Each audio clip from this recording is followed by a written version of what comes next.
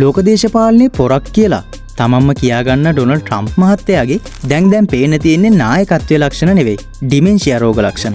Nothing bad can happen, it can only good happen. මේ තරම් බරපතල කාරණයක් වෙලත් ඇයි ජාත්‍යන්තර මාධ්‍ය මේ ගැන නිහඬ? ඇත්තටම ධවල මන්දිරේ තීරණ ගන්නේ ට්‍රම්ප්ද?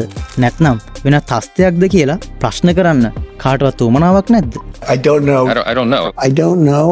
නිකමට හිතන්න මේ වගේ පිස්සු වැඩක් බයිඩන්ගෙන් හරි වෙනත් කෙනෙක්ගෙන් හරි වුණා නම් අර මාධ්‍ය ආයතන ටික බ්‍රේකින් නිවුස් පොලිමක් දාලා තමන්ගේ මුළු පරම්පරාව මතක් කරනවා නේද? Now drug prices are going to be going down 100%, 400%, 600%, 1,000% in some cases. මිලක් 100% වඩා අඩු වෙන්නේ කොහොමද දෙයියනේ? ට්‍රම්ප් මහත්තයාගේ මේ අමුතු ගණිතය ඉගෙන ගන්න අයින්ස්ටයින්ටවත් ආයි ඉපදෙන්න වෙනවා. නමුත් මේ විකාර කතා දැන් හරිම භයානක තත්ත්වයකට පත් වෙලා තියෙනවා. AOC, low IQ, have her pass the exams that I take. තමන්ගේ පවුලේ ඉතිහාසයේම ඇල්සයිමර් රෝගී තත්ත්වයන් තිබිලත් ට්‍රම්ප් මහත්තයා හදන්නේ තමන් සුපිරි වැඩෙක් කියලා පෙන්වන්න. හැබැයි ජෝන්ස් හෝකින් විශ්වවිද්‍යාලයේ ප්‍රවීණයෝ කියන්නේ මෙයා ඉන්නේ ඕනම වෙලාවක ෆියුස් යන්න පුළුවන් මට්ටමක කියලායි.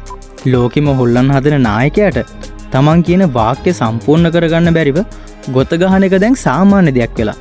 හරියට රේඩියෝ එකක සිග්නල් යනවා වගේ.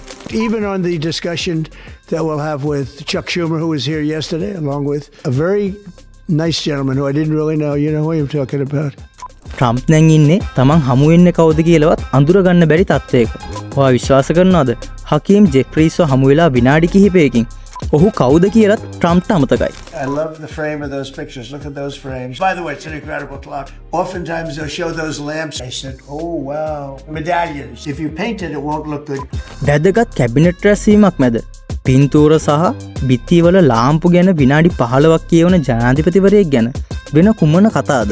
ට්‍රම්ප් මේ කියවන විකාර කතා කොච්චර අවුල්ද කියනවනම් ධවල මන්දිරේ වෙබ් අඩවියෙන් දැන් ට්‍රම්ප්ගේ ප්‍රකාශ මකා දමන්න සිද්ධ වෙලා තියෙනවා. ඒත් මේ මානසික පෙරහීම සහ රෝගී ලක්ෂණ එහෙම හංගන්න පුළුවන් කියලා ඔයා හිතනවද? හදිසිය හරි විදුලි පඩි බෙලක් නතර වුණොත් ඒකත් එක්සත් ජාතීන්ගේ සංවිධානය මෙයාට විරුද්ධව කරපු කුමන්ත්‍රණයක් කියලා හිතන තරමටම ට්‍රම්ප් දැන් ෆුල් හොල්මන් වෙලා. අහේතුක බය, තරහ යෑම සහ තමන්ගේ හැඟීම් පාලනය කරගන්න බැරිවීම කියන්නේ ඩිමෙන්ෂියා රෝගයේ ප්‍රධාන ලක්ෂණ. තමන්ට විහිළු කරන විකට නළුවන් පවා අයින් කරන්න කියලා නියෝග දෙන තැනට ට්‍රම්ප් දැන් පත් වෙලා. මේක තමයි හොඳම සිද්ධිය. අවුරුදු 5කට කලින් පරණ වීඩියෝ එකක් දැකලා ඒක දැන් වෙන යුද්ධයක් කියලා හිතාගෙන හමුදාව යවන්න හදන මෙයා එක්ක ලෝකේ කොයි වගේ අනතුරකද තියෙන්නේ? මේ ඉන්නේ පියවිසිහෙන් ඉන්න කෙනෙක්ද? නැත්නම් තමන්ගේම ලෝකෙක තනි වුණු මානසික ලෙඩෙක්ද?